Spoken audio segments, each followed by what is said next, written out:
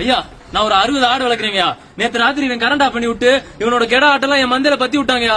கூட்ட நெரிசல்ல எல்லா ஆடும் செத்து போச்சுங்கயா. என்னன்னு கேளுங்க அவன. என்றாது நியாயம்? உன் ஆட்டம் அவன் ஆட்டு மந்தையில ஏன்டா பத்தி விட்ட? என்கிட்ட ஆட இல்ல, அப்புறம் எப்படி ஆடுவேன்? என்றாங்க நடக்குது? ஐயா நான் உறுதியா சொல்றேங்க, என் பட்டிக்குள்ள ஆட்ட விட்டது இவன் தான். அது அப்புறம் நீ சொல்ற? ஐயா எனக்கு நல்லா தெரியும். நான் வச்சிருந்த 60 ஆடுமே நானா வளர்த்தது.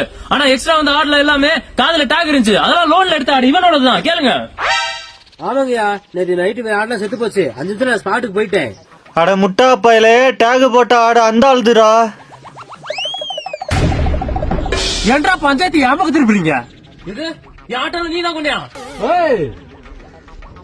என்னடா தம்பி, என்ன பிரச்சனைங்க? இந்த நியாயத்தை நீயே கேளு. என்னாச்சு? நைட்டு கரண்ட் ஆஃப் பண்ணிட்டு ஆட்டோ பூரா கொண்டாடுறேன் மத்த ஆட்டோ விட்டு. ஓ, ஆடு வச்சிருக்கியா? ஆமாண்ணே 60 வச்சிருந்தேன். தொழிலுக்கு புதுசாடா தம்பி? அடடா, இங்க வர்றா. புதுசா ஒரு தொழில் தொடங்கல இந்த ஊர்ல இப்படித்தான் பண்ணுவாங்க. இன்னைக்கு ஆட்டுக்குள்ள ஆடை விடுவாங்க, நாளைக்கு கரடியை விடுவாங்க, நாளைக்கு சிங்கம் புலி சிறுத்தை எல்லாத்தையும் விடுவாங்க. கவனமாடா தம்பி.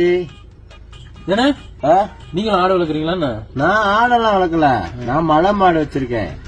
ஏன் மாட்டு மந்தைக்குள்ள இவங்களால ஒன்னதையும் நுழைக்க முடியாது. ஆமா, நீ எப்படி கரெக்டா இவனுக்கு சம்பவம் நடக்கல 5 நிமிஷத்துல அங்க போய் நின்ற?